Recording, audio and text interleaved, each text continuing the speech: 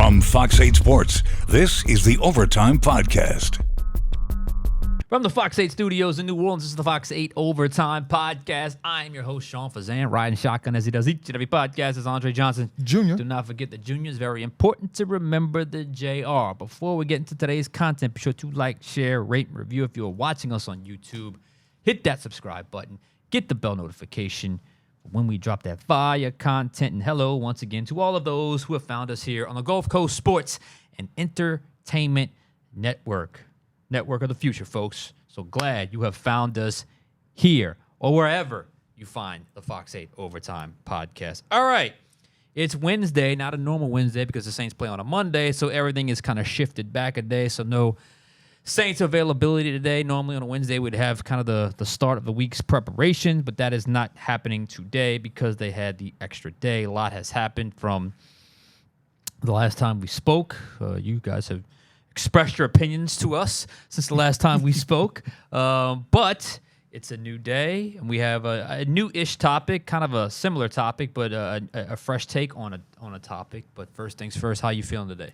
I'm feeling good. You know, normally Wednesdays are our hardest days from a content. You know, there's a lot going on Wednesday, but other than the Saints signing Clyde Edwards-Helaire, you know, the 2019 LSU national champion, it really hasn't been much going on in the Saints front. So it's been kind of a slow Wednesday for us. It has been a slow Wednesday. It's good because we have a lot of stuff to do on Wednesday. And generally speaking, with Saints practice and availabilities, it's in a very condensed window of time. So this allowed us a little bit of time to get those things done without the normal hectic nature. Even this podcast, normally we're running in to try to get it done, to get it out on the air. All right, so big picture today. A lot of topics out there, a lot of conversation, I should say, out there about the Saints and the quarterback situation and the current situation they find themselves in as a team at 5-9, and with only 3 games left and all but mathematically eliminated from the playoffs. What approach should the organization or the Saints take at the quarterback position with just 3 games remaining? I figured that's a good place to go with the big picture. Yeah, you know, right now, that's kind of the most interesting part of this team is the quarterback situation. Obviously, you had Jake Haener start the last one. Spencer Rattler came in and almost let a comeback. You've got Derek Carr, who is clearly trying to play again this season, especially with the Raiders looming on the schedule. And we will get to the Rattler phenomenon, and we'll dive into all that later this show. But first, we've got to start with the next 3 games for the Saints, Sean, because as the Saints have just under a month left in their regular season, how should they handle the quarterback situation and who starts? Well, a couple things before I get into my take here. First off, I forgot, it's been a while, so we've had a truly irrelevant December like we have this year, and I forgot how much the end of the season drags when it's like the last few little weeks just to get this thing over with. That's first off. Second off, aren't you a little bit confused about this Carr health situation, this Derek Carr health situation? I mean, this is the second time now they've had to basically pull back on a report that he's done for the season. And, you're dealing with timing in 3 weeks, and who knows if he can come back and all kind of factors. But I just find it interesting that now twice they've come out with a pretty strong report, and it's kind of been walked back with conflicting reports. All we know at this point is Darren Rizzi has said that he believes Derek Carr will be able to play again. We will probably will get an update on Derek Carr on Thursday from Darren Rizzi, and maybe that will, kind of reset the table and things will get a lot more clear. But for this situation right here, right now, how should the Saints handle the immediate future or the present tense, the next 3 weeks when it comes to quarterback position? And look, under normal circumstances, the answer is completely obvious. At 5-9, playoffs basically over, 3 games left, banged up starter. Hey, let the rookie play. He just almost rallied his team. They almost won the game against the Commanders. What's the worst that can happen? Rattler gets the experience. If he bombs out, so be it. Even if you lose, you get a better draft pick. If he does well, maybe he's someone you can go into the offseason with something to think about at the position. Makes sense, right? I mean, that's what it normally would be under these circumstances, under the normal circumstances. But this is not the normal set of circumstances. And y'all know this. Y'all understand this. If you're watching this podcast, you completely understand why. This team has an interim coach. His name is Darren Rizzi. Darren Rizzi wants this job full time. Let's just make that clear. this is not a situation where he's looking to get out of here. He wants this job full time. And from everything I've been able to gather from the organization over the last few weeks, he has a legitimate shot at getting it. Not an outside shot, not just a, hey, we'll give you an interview type situation. No, he has a legitimate shot at getting this job. I don't know if he's the favorite right now. I still lean towards they're probably looking for outside the organization, but he's done enough in a short window to at least pique the interest. So, if you're Darren Rizzi and you want this job, you know that winning is the best way to get this job. Not fighting hard, not playing hard. It is winning. And if you're trying to win, you are going to turn to the player that gives you the best chance to win that week. And regardless of how you feel about the savior Spencer Rattler or the has-been Derek Carr, and this moment right here, even the biggest hater and the biggest of Carr and the biggest lover of Spencer Rattler must admit that in a one-game window, Carr would get a healthy Carr, or healthy enough Carr, would give the Saints, and more importantly, would give Darren Rizzi his best chance to win the game. Put it like this. We all see how much more Rizzi is getting out of this group since he's taken over. It's not a good group. It's not a good roster. We understand that. They're banged up. It's just bad.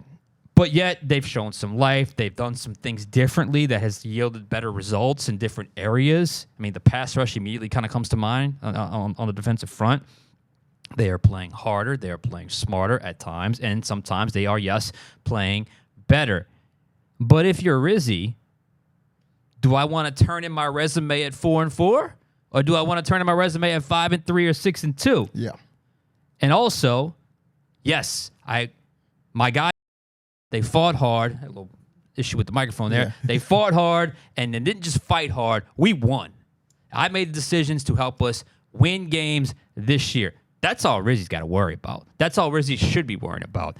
Give me one reason why Rizzi should care about the long-term outlook of the organization if he himself is not a part of those plans. And there's a strong chance he will not be a part of those plans. And the best way to get himself into those plans is to dealing with what's happening right here, right now in the present tense for the New Orleans Saints. And oh, by the way, this is what people forget.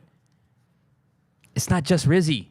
If Rizzi goes, there's a very strong chance the entire coaching staff goes with him. So it's not just Rizzi with a lot riding on this. It's an entire coaching staff, and that staff is going to go with the guy that gives them the best chance to win that week. And unless otherwise, he was overruled, which obviously that can happen, and maybe, depending on how this game goes Monday, if Carr can't go, that's the mandate. Look, we got to get this young guy in. Sorry. Do your best. Try to get the wins, whatever.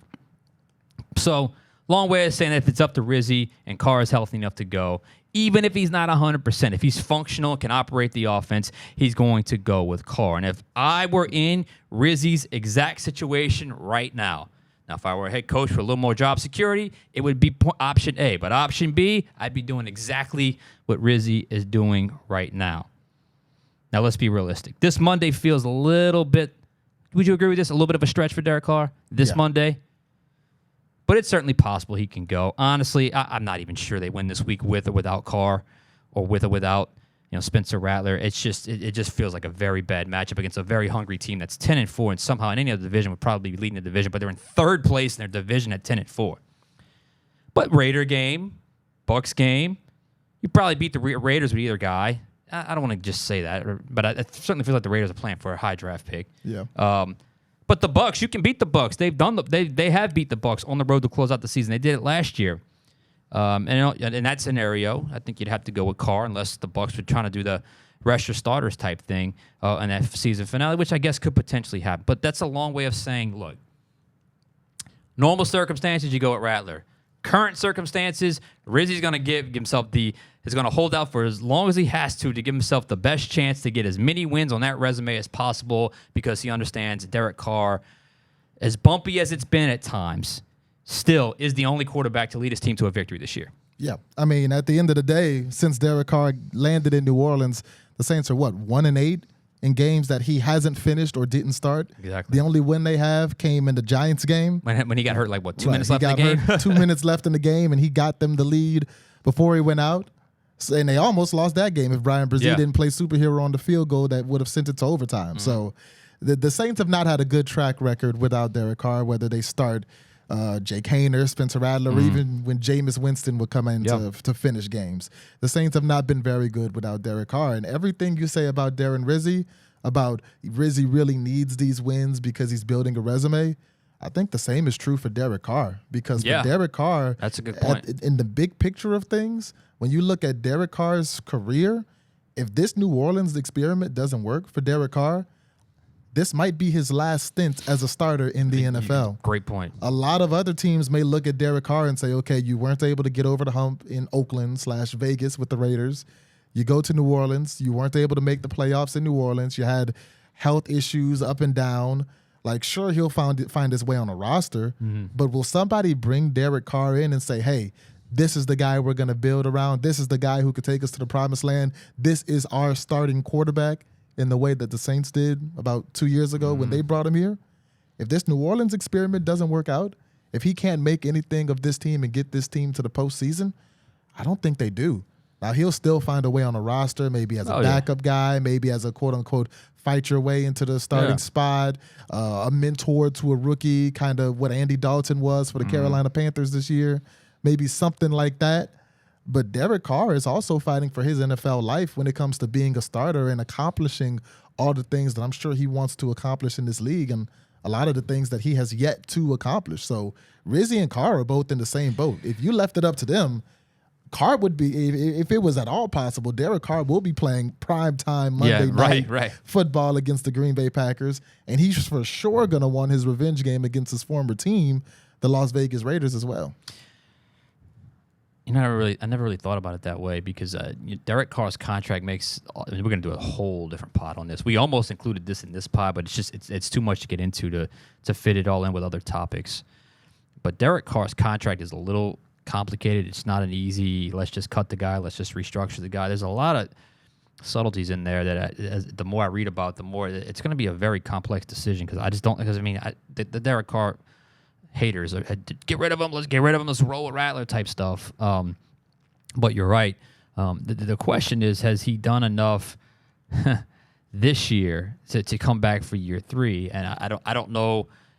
It certainly can't hurt to have a couple more wins on your resume if you're Derek Carr, and it certainly doesn't hurt to have 3 or 2 more wins on your resume if you're Darren Rizzi. So those guys are kind of tied at the hip a little bit. I would love to know where the organization currently stands in terms of their bullpen of prospects they want to interview, and where Rizzi stacks up on that list. Because I do think there is a little bit more. Like, if you look at the other interim coaches in the league, they're not getting the job. They're not. The only interim coach that's got a shot is Darren Rizzi. And there is a history of interim getting the job that is not. It's not kind to the interim that gets promoted, but I could see with the strong finish, and especially with some of the. It's not just that he's come in and just started yelling. There's been some strategic stuff that he's done that I think has certainly helped.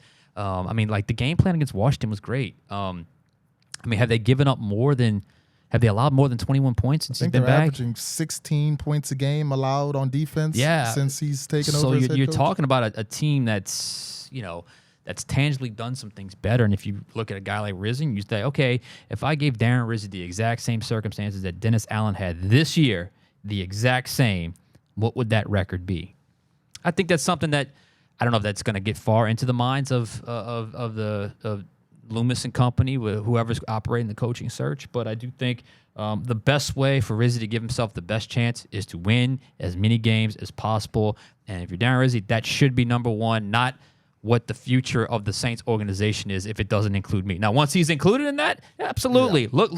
Look past week 15 of a losing season. But if it's not going to include me, I'm doing what's best for the right now. And right now, what I control is the Saints 2024, last 3 games of the season and decisions that I make. Unless, I don't get too far in the weeds here. Unless there's a weird inkling of maybe he kind of already knows which way they're going. Yeah. That he does or doesn't know that he's got the job or does not have the job, which would be interesting if that were indeed the case. But we're not privy to those conversations. So that's where it is with the next 3 games and how you handle it for the quarterback situation. I still think even if Carr can come back, I still think you're going to get at least one more game with Rattler. I think that's going to be the Monday night game against Green Bay. I think if you ask a lot of fans, they would want 3 more games with Rattler. I think the fans are tired of watching Derek Carr play, and the Rat Pack is back. The Rattler fans. I remember we talked a few episodes ago. When we were talking about Jake Haener potentially getting the start. You look in the comments, and it's a lot of people pro Haener, and we were wondering, well, what happened to the Rattler fans? What happened to the Rat Dad crew? They are back, and they are here, and they want to see their guys start for the rest of the season. And really, when you talk about Spencer Rattler and his fan base, it's kind of been a phenomenon around the city that doesn't typically come attached with a 5th-round quarterback. This kind of hype is the hype you'd get around a guy you draft in the 1st or 2nd round. But when you look at Spencer Rattler and kind of the fan base that has come with him, how can you possibly explain the Rattler? All I can think of, there's been just such a deep hole that Saints fans have gotten into since Drew Brees, and they so desperately want a winning team, and they so desperately want that guy at quarterback. They just want their next Drew so badly. So anybody that comes along that's kind of shiny and new, fresh face, and this guy has a name, they're going to cling on to it. But even with that, can we just be real here? Can we just have a little bit of objectivity and just actually go by what we have seen, not what we feel? There's that old facts over feelings type saying. Why is everyone of the Rat Pack, that's a good name, the Rat Pack, so mad at us? And I say us because we read some of those comments. They were not happy. They say we're haters. Can you believe that? Why is everyone so mad at us for not being ready to completely hand the franchise over to Spencer Rattler because he had one good half of football? Emphasis on good, not to be confused with great half of football. I promise you, I mean this sincerely. I promise you, I may ultimately join the Rat Pack and be firmly involved and firmly all in on Spencer Rattler is the guy. I may eventually get there. I just have to see more. I'm sorry. I just have to see more. When I see enough to say it, I will come on this podcast and I will say it. I promise you out there, I will do that. But I refuse to let someone or some people say that you and I are the crazy ones because we're not ready to anoint a rookie 5th-round pick the savior of the franchise after 3.5 games, especially since the first 3 were not good enough and he had to be benched in one of them. They lost all 4. Just like I didn't give up on Rattler after those first 3 bad starts, I'm not going to anoint him after one good half of football. Now, I know the majority of you out there, or at least, when a player is kind of up or down, that strong fan base seems to come out. And there's always going to be sort of factions within the fan base because everyone kind of likes certain players, especially at the quarterback position. We get that. But I know the majority of you want to see the Spencer Rattler show. Probably now the general public now, even if you weren't a huge Rattler guy, because of where they currently are. And I get that. But I had a guy tweet at me. And he's telling me, the Saints need to roll with Rattler the rest of the way. Cut Carr next year and just roll with Rattler. And his reasoning was the usual from a kind of a all-in type fan of a player. Typical every terrible play attributed to Rattler was because he was a rookie or a bad situation or a bad circumstance. Every great play is a reason to believe he's the next franchise quarterback. Did you see that throw? That's fine. So I tweet back. And frankly, I don't tweet back a lot at people. It's probably why I don't have as many followers as I probably should have. But I don't. I really don't. It's just very easy for me to just kind of ignore it. And I tweeted back at this person pretty politely, and he was pretty polite with me too. Kind of what I said earlier. I may end up agreeing with you, but I can't do it after 3 games or 4 games. I guess 3.5 games, 3 starts, 4 games. I just need to see a little bit more than just the 3 disastrous starts and the 1 good finish to the Washington game. And this is not to single anybody out, and I'm not going to mention anybody's name. But this person responded to me again, and I looked, and I clicked on the profile. He's got Spencer Rattler as his profile pick. I mean... That might be why he feels that Some way. of y'all got issues, man. Like, come on, man. Like, this phenomenon has taken over this fan base for a player. 5th round pick. 5th round picks are not drafted to be franchise saviors. They're drafted to develop into quality backups. That still has not won a football game. I can't go there with you right now, man. I'm sorry if y'all hate that, but I cannot go there with you right now. Yeah, when it comes to Spencer Rattler, there's a lot of double standards and excuses that the fan base for one Spencer Rattler will make. I also got a lot of mentions in my tweets after our last podcast, and everybody saying, "Man, you're way too hard on Spencer Rattler. You're team Jake, yada yada yada." I'm not team anybody. Right. I said at the very beginning, I don't think the future face of this franchise is on the team right now. I think he's sitting in a college classroom, maybe at Texas, not Ewers, the other guy, maybe at Penn State. Maybe he just decided to go back to LSU for another year. I think that's maybe where your future face of the franchise is. I don't think it's Jake Haener or Spencer Rattler. What I said is we got to watch Spencer Rattler over 3 games play football at a very low level. Spencer Rattler was not good in those 3 games. So the least they could have done was give Jake Haener 3 quarters. If you give Spencer Rattler 3 games, you could have gave Jake Haener a little more, despite the fact that he was not very good in the 14 dropbacks that he was able to play against the Washington Commanders. But when you look at Spencer Rattler, everybody says, "Oh man, he was so good against the Bucs. They scored 24 points." Rashid Shaheed returned a punt for a touchdown, and there was an interception that dropped the offense right back at the 10-yard line. Yeah. So 24 points, not all of them coming from the offense because the offense was dominant. But he did throw 2 interceptions, one deep into double coverage that he had no business throwing, another one because his timing was off on the sideline. He also fumbled, and if I remember correctly, that fumble got returned for a touchdown in that Tampa game. Spencer Rattler made a lot of mistakes. He was not good in the Tampa game. And sure, you can say, the offensive line wasn't where it was, but he had Alvin Kamara. Chris Olave got hurt early in the game, but he had Rashid Shaheed. Then you go to the next game, Denver. He scored 3 points against Denver. Jake Haener played 1 drive, and he scored more points than Spencer Rattler against Denver. In the Sean Payton homecoming, primetime football Thursday night, he was not very good against Denver. That's not hating. We can look at the games. I dare anybody to rewatch that game and tell me Spencer Rattler was good against the Denver Broncos, because I watched that game twice, and let me tell you, the second watch through, it was a painful watch. It was a very tough watch in that Denver game. So when it comes to the Broncos, he wasn't very good, and then he wasn't good against the Chargers. So bad against the Chargers, he got benched. But even when they benched him, he had like 21 pass attempts when he got benched. Right. It was a lot longer of a leash than Jake Haener got. So I'm not saying Jake Haener's the guy. I'm not saying Spencer Rattler's the guy.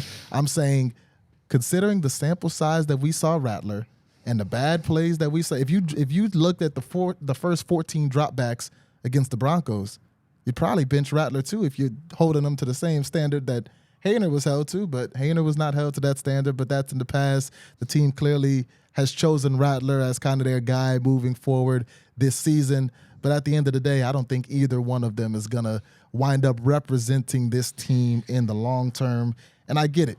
Saints fans want a savior. They want that Joe Burrow that we draft, and that Josh Allen, that C.J. Stroud, that Patrick Mahomes, the young guy that we draft, and we give him the keys to the franchise, and he takes us to these heights. From the 3-4 games that we've seen of Spencer Rattler, I don't think that he's that guy. I'm with you now. If he winds up being that guy, I will come on this podcast and be like, you know what? He has improved so much. I didn't see it back then. Now, Spencer Rattler's here. Rat that. But we're not there right now. We're not there. And honestly, here's the other thing, because there's a lot of people on this narrative of, oh, well, if he plays well the last 3 games, we're going to see what we have. Is 7 games going to be enough of a sample size to hand the keys over? Or...